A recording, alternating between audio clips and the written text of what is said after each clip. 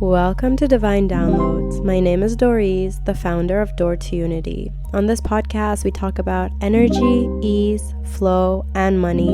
I'm here to embrace the human experience, choose ease, live my dream life, and maybe help you live yours. Thanks for being in my world. Let's dive into the divine. Hi guys, welcome back to Divine Downloads. This is a new era. We're starting with Scorpio season, and I'm so excited to take this off the ground again. You know, Divine Downloads is really here as an offering to help the listeners tap into themselves, tap into a higher message, and receive some divine downloads. My name is Dorriz. I'm a divine channel, abundance coach, financial consultant, tarot reader, yoga teacher, moon witch, cat lover, all of the above. And I'm so excited to be back on Divine Downloads today. We have a lovely episode prepared. I will be starting us off with a little tarot moment, as always, receiving a little divine guidance. And then we're going to jump into a little interview with the Scorpio queen herself, HighTicketHeiress. So I'm so excited. Let's dive right in. So first, I want to invite the listeners to come to a comfortable seat, or if you're on a walk, begin to pay attention to the soles of your feet, the base of your spine, anywhere that is touching the ground beneath you. And let's take a deep breath in together. And let's exhale, let it all go.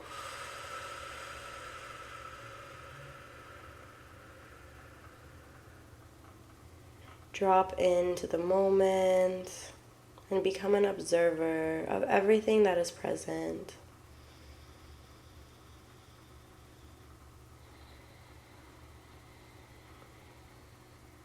When we move from this place of presence, we fully allow magic to guide us.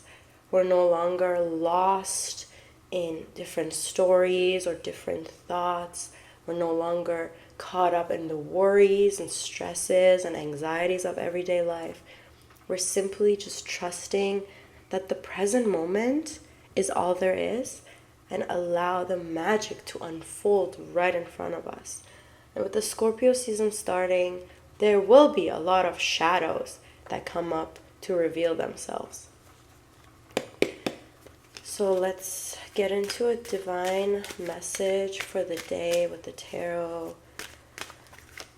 What does the collective need to hear right now? What does the collective need to hear right now?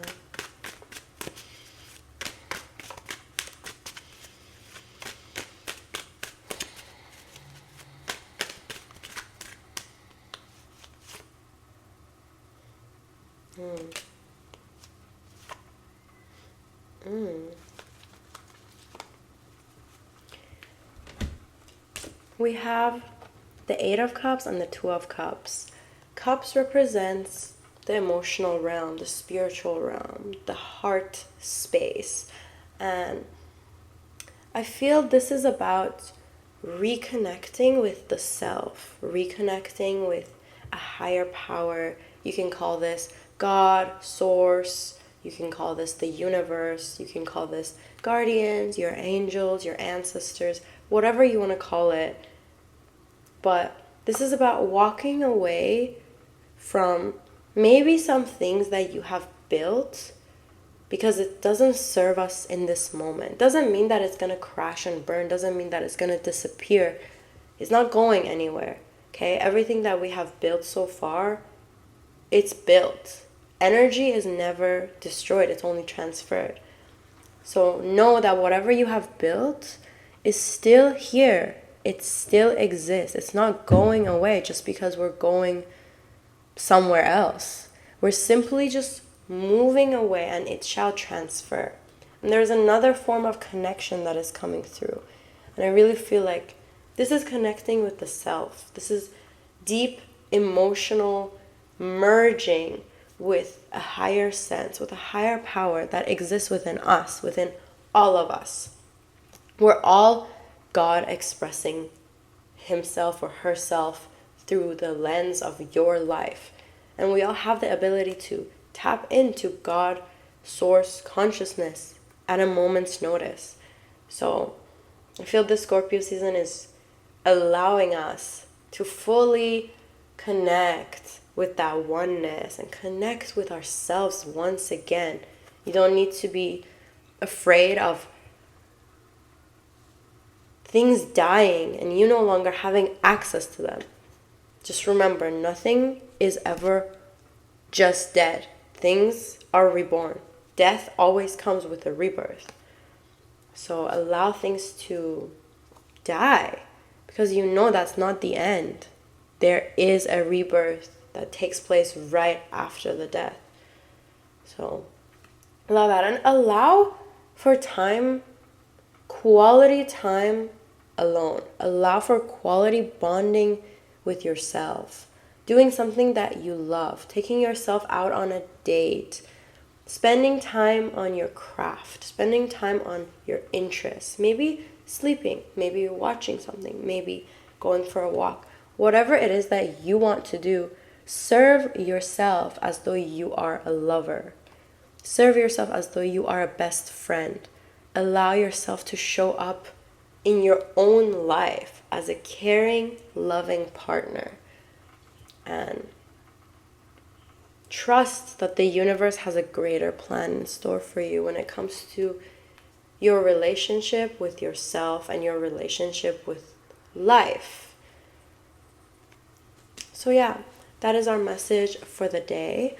I do want to get a little bit into astrology in this new era, and what better way to get into it than with an interview of the Scorpio Queen herself.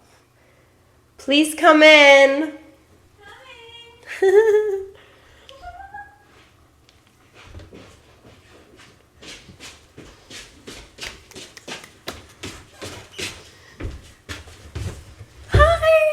Hi, this is Becky, HighTicketHeiress. Please introduce yourself. Hi, everybody. My name is Becky Mai. I am also known as the HighTicketHeiress, and I am a women's success coach for wealth, worthiness, and authority.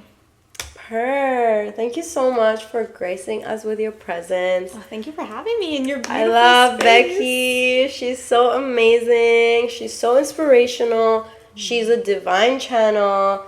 She speaks, and you can tell that she's channeling. God is speaking through her. She's gonna have affirmations soon.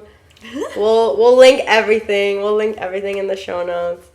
But I'm so happy to have you here, Becky. I'm so happy we made this happen. Thank you so much. So I want to ask you a few questions. Please. Okay, so what do you feel like is going to be a big theme during Scorpio season? You as a Scorpio yourself. Okay. This is the realm that you operate on a daily basis. This is where you live. This is your cave. Right? This is the Scorpio world that we're all experiencing. Okay. Wow. Okay. So let me just... I feel like this Scorpio season is really bringing up the subconscious and the shadows and the topics that we've been keeping under the bed in our closet and not wanting to look at it, but it is there. Whether these are bad habits or relationships or things in our business, like even earlier today when I finally went through my debt and consolidated it and we, went through my finances.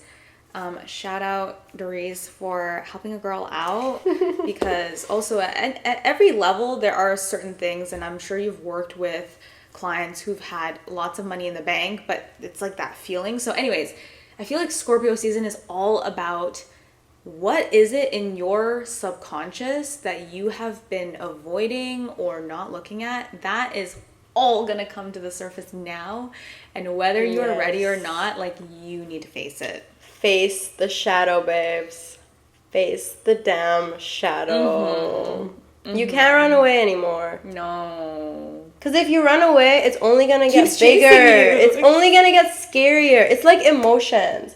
I feel like emotions are here to be felt. Sometimes they seem scary. Sometimes they seem really difficult. You're like resisting the urge to feel the feelings. It's like, oh, it's too painful. It's too scary. It's too dark. Yeah. But if you keep pushing it away, it's going to get scarier. It's going to get bigger. It's going to get darker. The shadow is going to continue to grow. But if you allow it to be here, yeah, it's going to be unpleasant. Yeah, you're going to cry. Yeah, you're going to be, you know, maybe sad, maybe upset, maybe angry. But guess what? They're going to go away. Like, those feelings travel through you. You feel them, and then they stop. Like, they literally just want to be felt. Emotions just want to be felt. And I feel like this is a perfect segue to go into moon signs. What's your moon, Becky? I'm a Cancer moon. Are you a Cancer moon? Ah! That's why you get me. Cancer. That's why I'm we a feel Cancer at home sun. with each other. Yeah, baby. That's why I feel safe to just like be like my emotional, vulnerable self with you.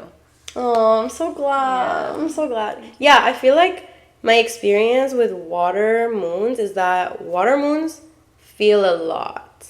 Like, a lot. And it can be really difficult to allow yourself to feel because it can be so grand and so, like, large, you know? And that's, like, all I was talking about earlier. Like, you just have to feel those feelings. Like, it's not always pleasant. It's not always, like, happy and, like, pink and lovely. But once you let it move through you, it becomes happy, pink, and lovely. Well, I think about water as well, and it's like if you don't feel it, then it could become like an ice block. And then it's just cold and frozen. Or it could become like an ocean. But what if you just let it be a river or a wave and yeah, like exactly flow through it?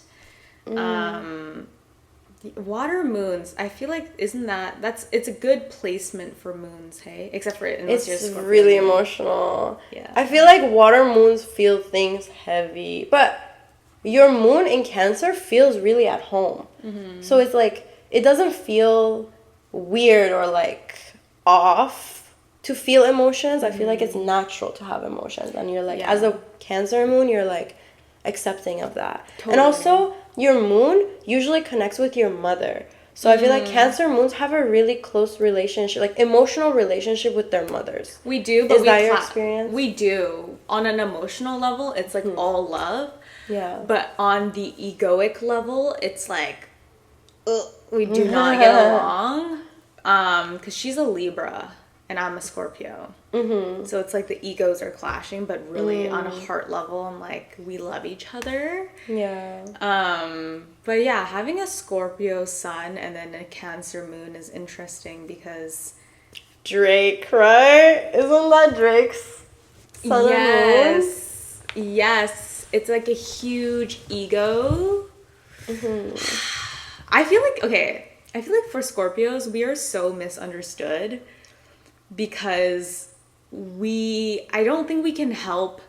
We can't help, like, we can say a lot, like, I talk a lot, but it's really only the tip of the iceberg that gets revealed. Yes, and I genuinely think... That's very Scorpionic. I think there's genuinely no way for you to really understand a Scorpio unless you've done the time. Like, you've spent time with them. Like, years of relationship. Because... You're like the opposite of an open book. Mm-hmm. It takes like years and years and years to like peel back the layers and like reveal the truths of a Scorpio. Yeah, I wonder why that is. I don't know, is it because our souls chose an interesting childhood that creates a certain dynamic? Yeah, I think many of the Scorpios that I know, they have had very intense younger life experiences. Especially Scorpio moons, they have usually been through a lot of trauma in their early life. But I would say, and the trauma I feel like Scorpios go through is like almost like psychological trauma as opposed to big T trauma. What is big T trauma? Like what would you consider that? Just like rape, assault, abuse. Like it's like a very obvious trauma.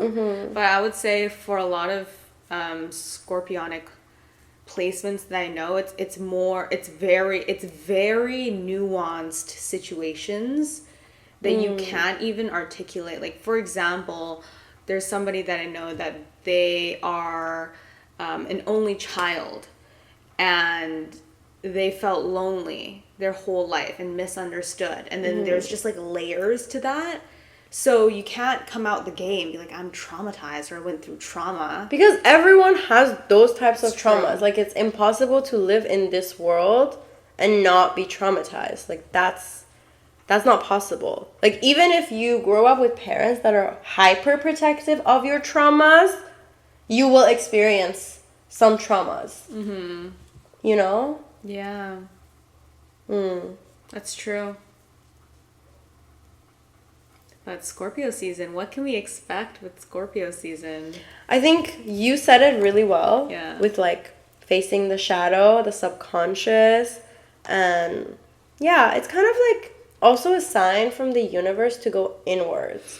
It's not a time to be like out and about. Like, you obviously can, but I think the universe right now is favoring going inwards and like diving deep and doing a lot of shadow work, spending some time alone, journaling, like recording yourself talking, going for walks, like anything that is you spending quality time with yourself, and not just you as like you and your shadow, you and your subconscious, you and the dark parts of you, you and the parts that you have rejected, you and the parts you don't love about yourself.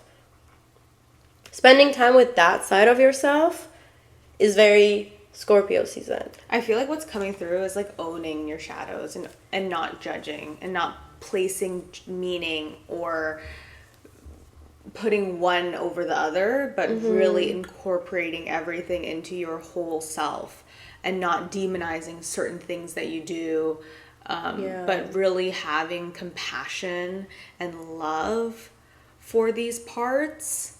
Like even for me, with what I brought up earlier with my money and my business, because that's a huge theme in my life right now, is like my business. That's the season I'm in.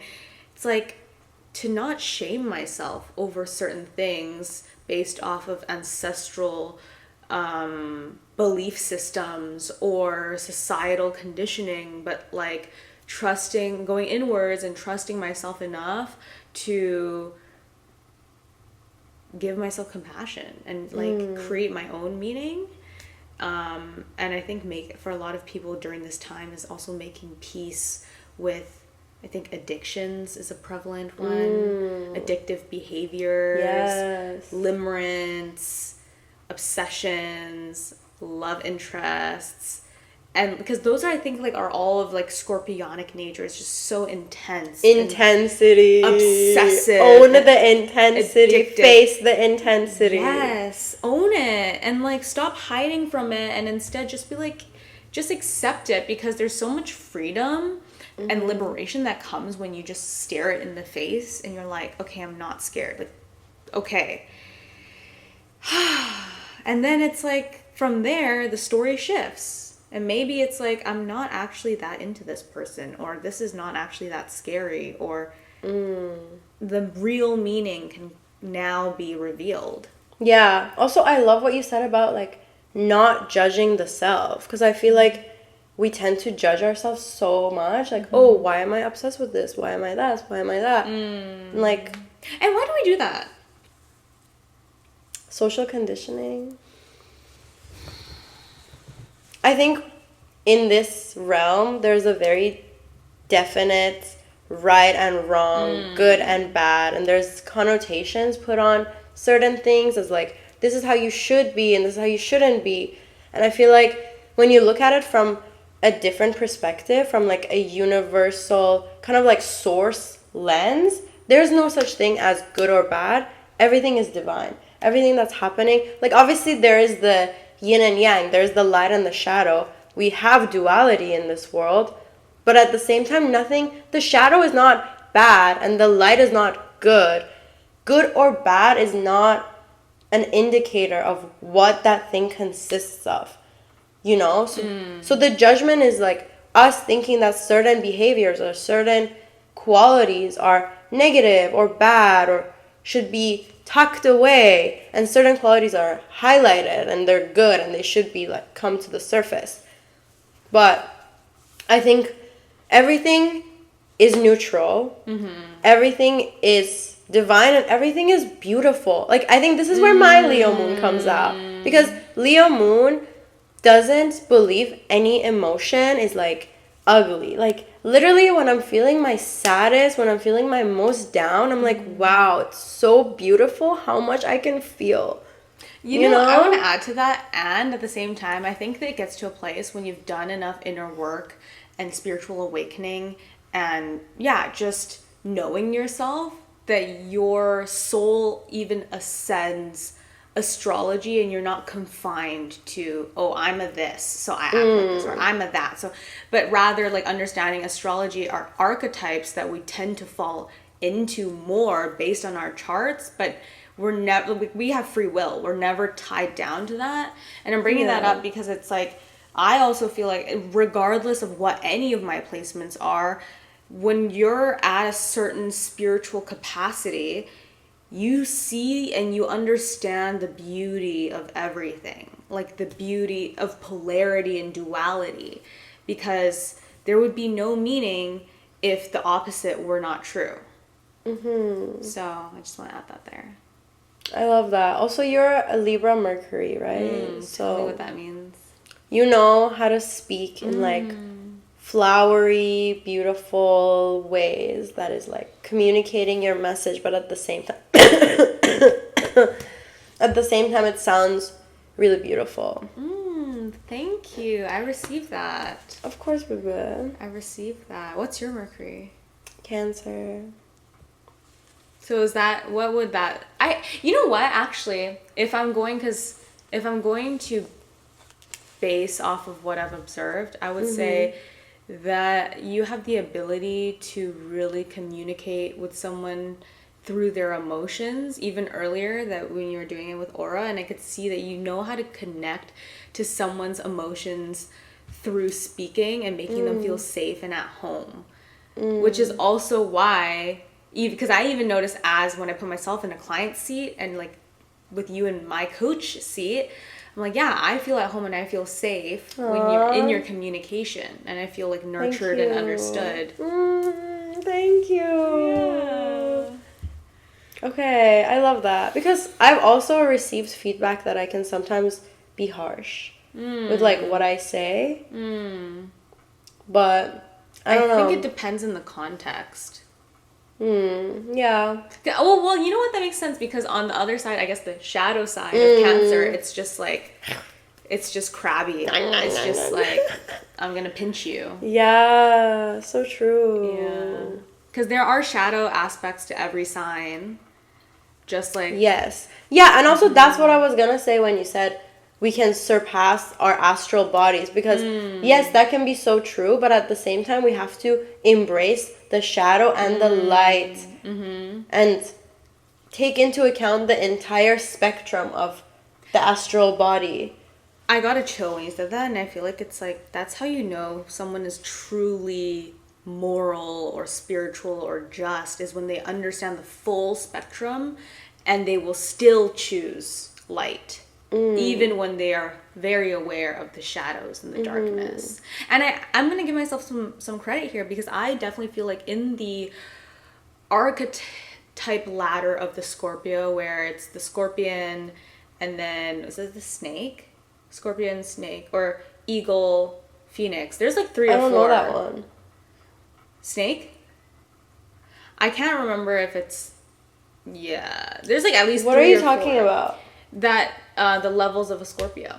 Oh, I don't know. So on the very shadow part is is the Scorpion. Okay. Because you're on Earth, you're grounded. Yeah. And then I believe the next level up would be the Snake. So you're now going through rebirth. You can shed your skin. Okay, interesting. Then the next level up is the Eagle, which is like you've now transcended and you can look at problems from a bird's eye lens and not be in the storm. You fly over the storm.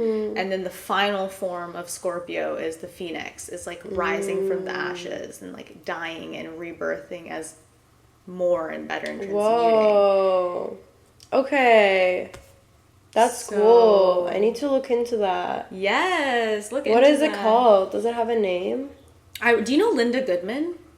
She wrote like this thick book of like astrology, one of the first astrology books, but she talks about that in her book. But you can even just search up like animal archetypes of Scorpio. But anyways, I was just saying that because I can see in my own development that earlier on in my spiritual journey, I was definitely on the lowest level. Yeah. And now I feel like I'm at the Eagle or Phoenix consciousness. I don't know. I guess it's like the 4 stages of consciousness in Scorpio.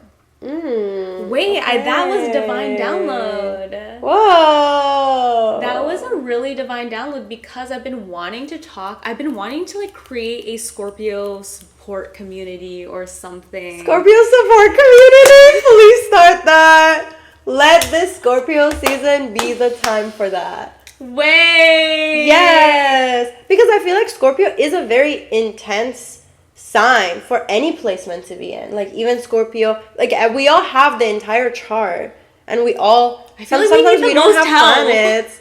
We don't always have planets in every house, but we all have the whole 12 houses, and we have the 12 charts in our chart.